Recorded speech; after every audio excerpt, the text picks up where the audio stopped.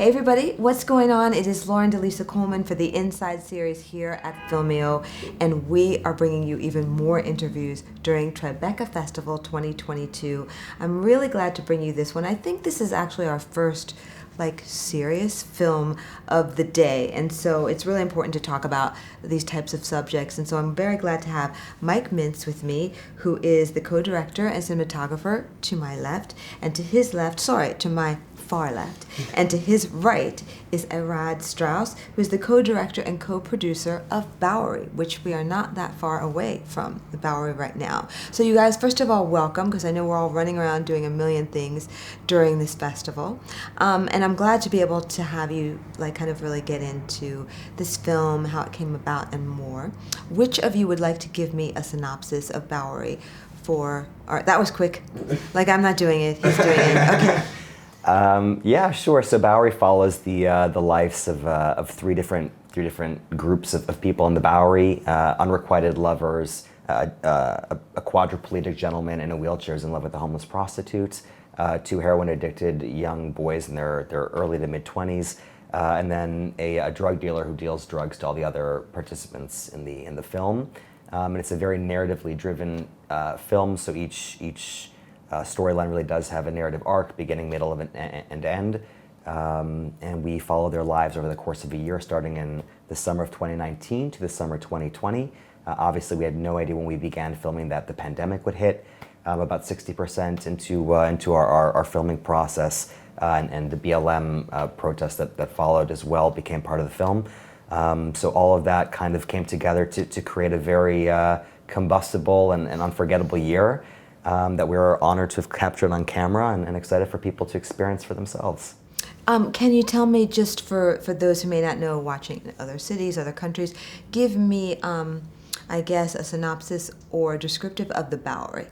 What is that for those who don't know? Historically, the Bowery is one of the oldest neighborhoods in Manhattan, and pretty much since its beginning, it's kind of been a gathering place of a lot of the city's down and out, homeless people, addicts, drunkards, and there's been a lot of fanfare made about that.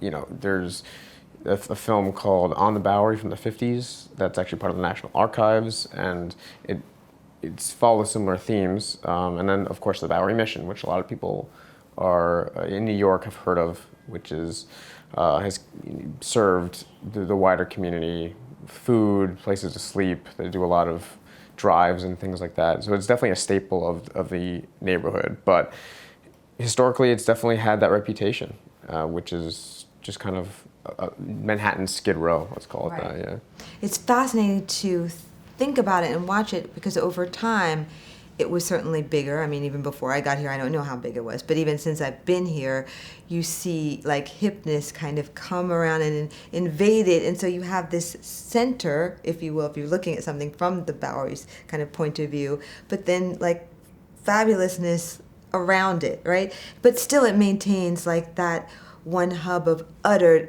destitution. So tell me about how two guys who meet each other abroad end up coming here and shooting this film. Do you want to take the abroad part first and how you guys met, or how you decided to do this film? Oh, we can do it all in one fell swoop. But we basically met while we were students.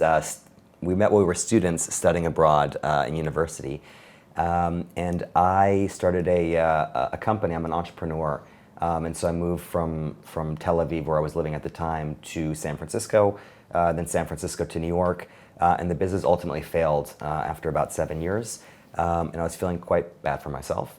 And I started taking long walks around the city, and I started talking to homeless people and having some very illuminating conversations. And so I approached my old friend Mike, who happened to be living in town as well at the time, and I said, "Yo, I'm having these really inspiring conversations.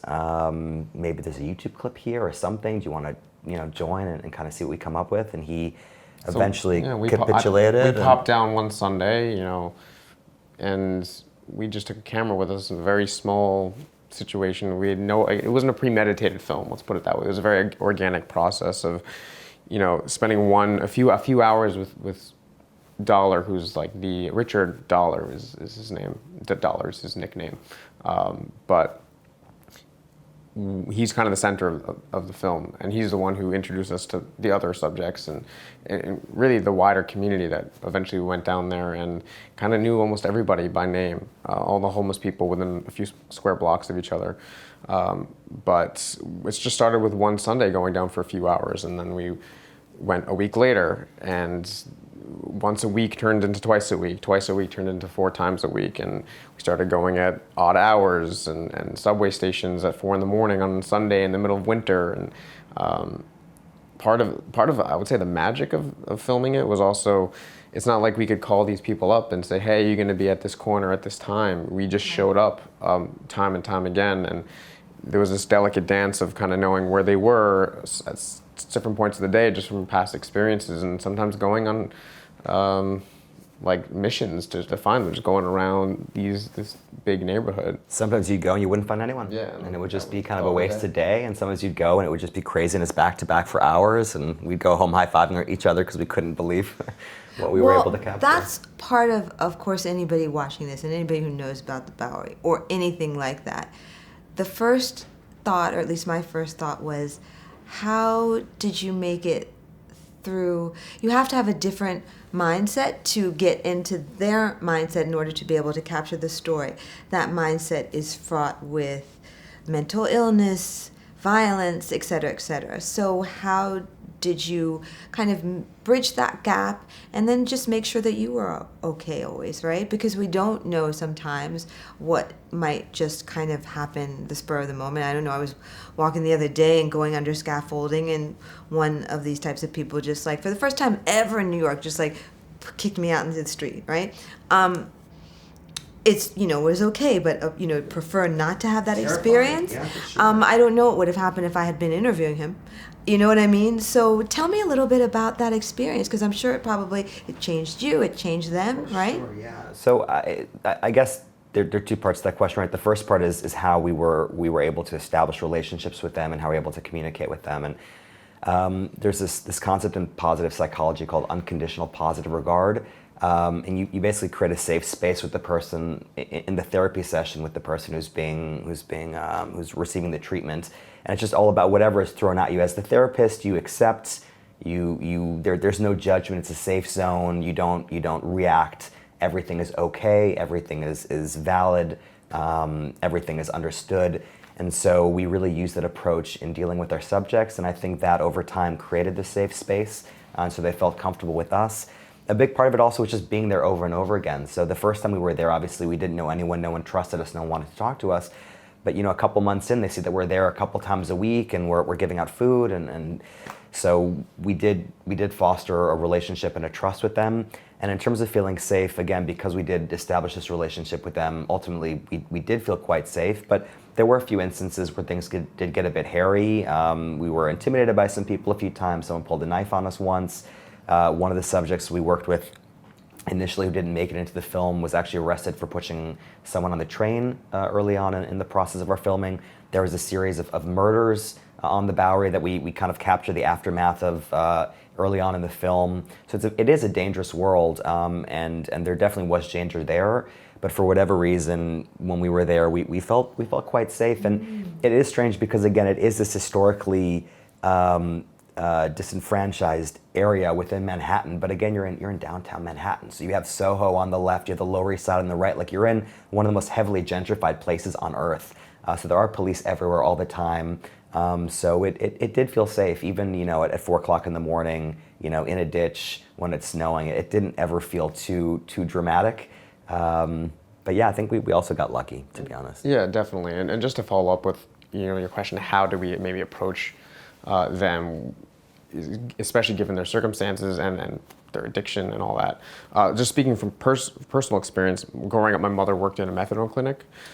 So I used to go to work with her quite a bit. And so I had a lot of exposure early on to addicts, a lot of heroin addicts. And I have a lot of fond memories, honestly, of just my interactions with them. And there's always kind of a general warmth and just understanding that these people are, sick to a degree, but they still experience the same emotions. And that always stayed with me. I never applied it to anything, but I think coming into this situation, it really helped garner, a good rapport with them, and just a mutual, intimate experience. And I think that was something we really tried to capture in the film, was the intimacy.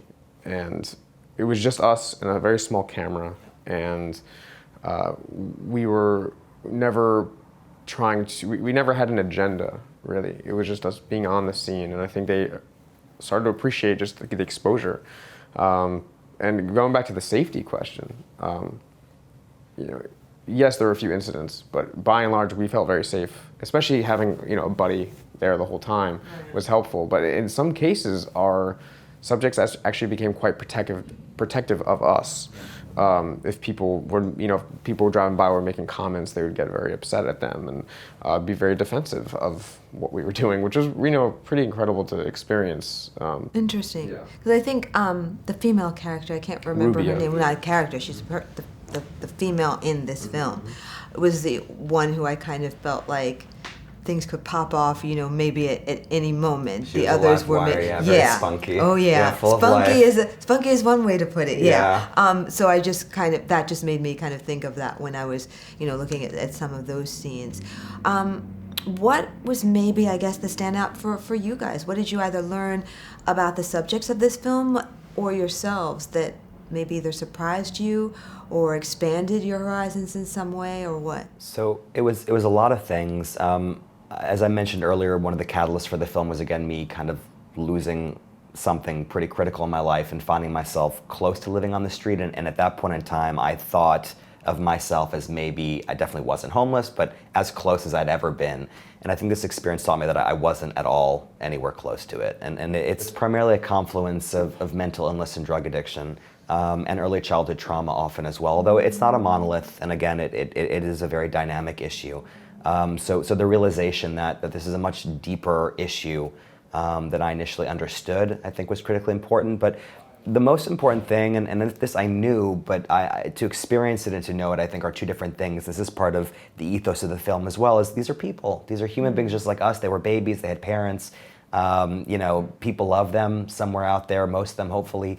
And so just that reminder to ourselves and hopefully to a wider audience that these are humans and they have aspirations and relationships and they dream when they go to sleep, and they have birthdays. And sometimes they have, I've found, super social networks that you're like, wait a second, homegirl, you have more friends than I do. There's a whole community. I've always volunteered at soup kitchens until it got really so bad right before the pandemic. I was feeling bad being there, so I said, it's not going to help because I just felt too sad for them.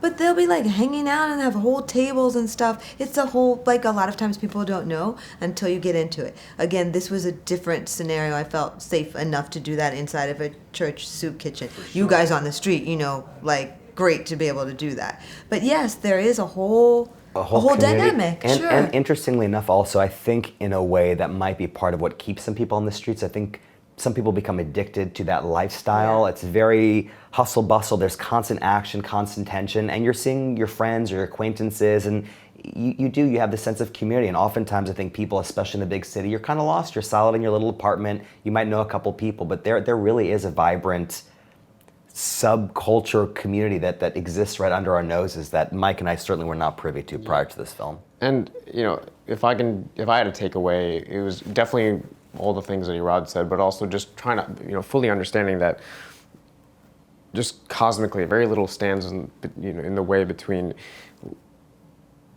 being I guess a housed person and a homeless person. Childhood trauma happens to a lot of people, but that combined with a broken home, combined with a lack of resources, people have troubled incidents and find themselves without their apartments. But if you have if you have a safety net in your family or your friend group, it changes the entire game, because it could happen to anybody. It's just if you don't have the resources there to lean on people, or even the mental fortitude, which is again afforded by a stable upbringing, and that kind of helps you again develop those mechanisms to deal with trauma and stress and difficult life scenarios when they come up. So now tell me about the Tribeca process. This started out to be just like, maybe this is a clip, maybe it's nothing, and then it's turned into this whole film, and now at Tribeca. At what point did you decide to, I'm assuming you submitted it to Tribeca, at what point did you decide, and what kind of made you do that? Tribeca was always the dream. Oh, really? Because, not just because of how prestigious it is and how much it's still a festival that really caters to the independent film community, but also, I mean, we shot the film blocks away from here. And being back here at the festival, in the heart of where we experienced the process of making the film, is a really special thing, and I think we knew that from the very beginning. And so it feels very full circle in that regard. And so tell me about the process of getting the yes.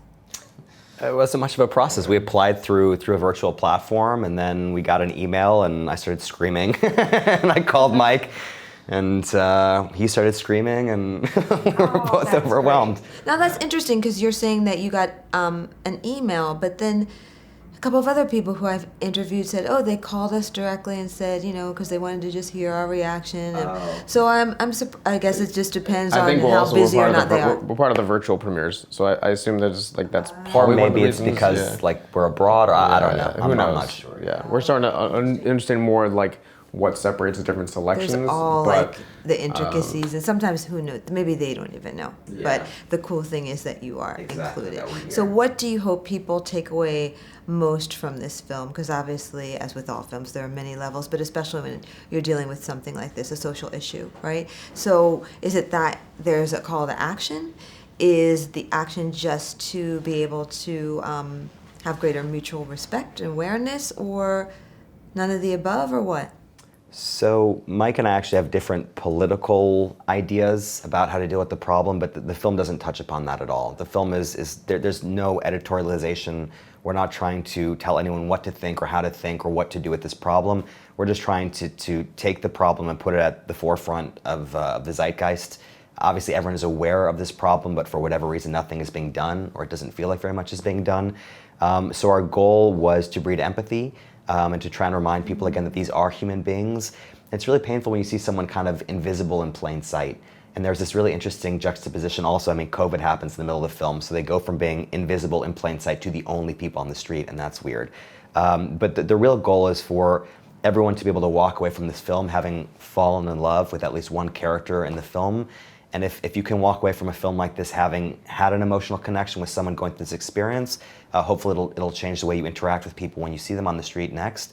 And also, again, catalyze some sort of larger national conversation, because again, this is an untenable situation for them, for society at large, and something has to change. It's totally true. And I remember even when I was living in LA and volunteering, they have mobile soup kitchens there, maybe because the weather's nicer, I don't know.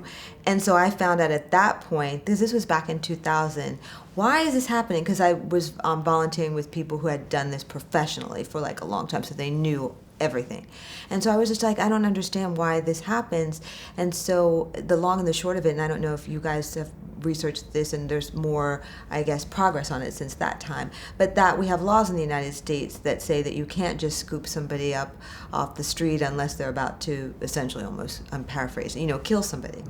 So when I lived in Paris for several years, and I'm sure you guys saw this as well when you lived abroad too, there's not that situation because there are not those types of laws, and I never saw people just laying on the street anywhere in Paris. Yep. Like never. You never saw that. You might find like the gypsy-ish beggar type of person, and then they go to wherever they're going, but you're not going to see like this. So it does come down to laws, but that's also part of, like, I think the constitutional beauty of the United States, and the back part of that out is it's just challenging because it's our country is based on different values from what other countries are. So how do you solve this problem? And the film deliberately doesn't comment on that. We try to take our personal and political feelings kind of out of the picture because it's not about us. Right. And the subject, we've had a lot of people ask us, our opinions on homelessness, and we definitely had an experience and have takeaways, but we've only had the experience we've had with less than a dozen people, and it's a systemic issue. It's a national issue, and we're happy to give our thoughts, but I don't think people should look at us at all as experts on the topic. And just also going back to takeaways for the audience, I really hope, first and foremost, I hope they appreciate and are moved by the film in one way or another. I think the characters that we show them they do such a good job of bringing you in, of having them fall in love with you. And so,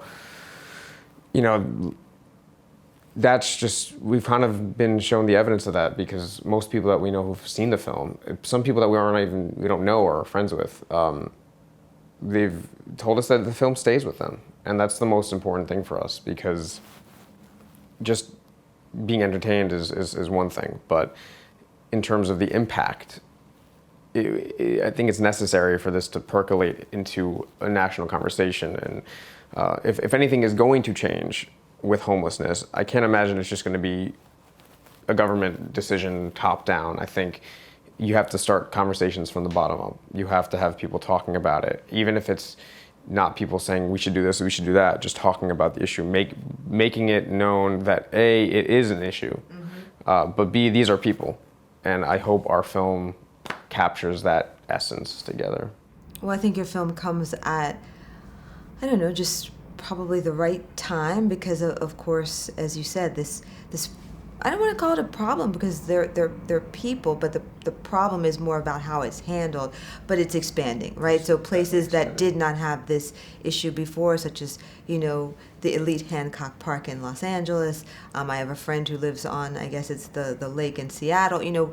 High net worth real estate areas now have camps, etc. Yeah. So I think that the conversation is going to be, forced, right? Because what are you going to do? And ever evolving, because the situation is dynamic, because their lives are so dynamic. The conversations around it, the policies are going to have to evolve. So that's something that I think we're both aware of. Yeah. And I would call it a problem. I don't think it's fair to them, and I don't think it's fair to society at large either. I mean, it's unsafe. People get raped. People get murdered. There are diseases. It's not a quality of life.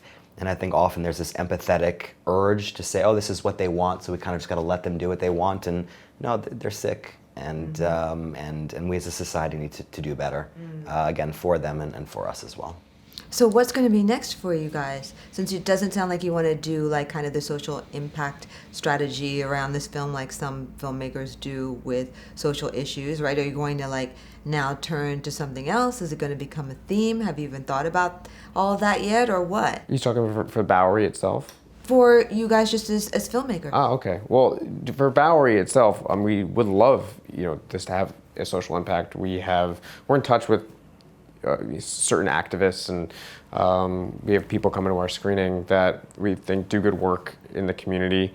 But for me personally, I'd like to just continue making films. That's I don't plan on locking myself in, but I never actually planned to be a documentarian. This project kind of just came to me through Rod, and I've always been interested in narrative filmmaking, so I kind of use those sensibilities in this film, and I would love to continue making films one way or another and creating intimate experiences. And I've gone back to my entrepreneurial roots. I'm working on my second company. It also has to do with social equity, but yeah, we'll see. Currently raising capital, so. Great. Well, I'm just so glad that you guys could both join us. Is there anything else you want to add before we wrap up? See the movie, it's really good. Yeah. I will say Got a promo. I will say confidently that we've done our research, and we've watched a lot of docs, watched a lot of movies. I don't think I've ever seen a documentary like this before. Same. It feels like a good indie drama, and that was the goal the whole time. And we really hope that it moves people, and they enjoy it as a piece of art too. I mean, it has this impact piece. It's important, but it was also important to us as filmmakers in this project for it to feel like a good movie, and for it to be enjoyable on some level, and punchy and tight. There's a great score. It's beautifully shot. So it's a good movie. That's great. Last thing, for people who want to keep up with you, who are watching now, are you active on social? Do you have a site, by the way, for the film? We do. It's just bowerymovie.com. Okay. Personally, my Instagram is heirloom camera, so like heirloom tomato, but just heirloom camera. Love it. That's me personally. And No Era? social. Nothing? Okay. No. Keeping it like on the low. No, All I'm right? not into that whole thing. That's Yeah. okay. All right. Well, you guys, thank you so much. And Thanks so again, much, congratulations. And I hope that you enjoy the rest of the festival for Thank you so sure. much. And you guys, thank you so much for watching. I hope that you've enjoyed this. I hope that just the subject matter of the film moves you in a way that's organic to you, because this is something that is just growing exponentially. Thank you so much for watching. We will be bringing you the next interview from the Tribeca Festival. I am Lauren DeLisa Coleman for the Inside series here at Filmio.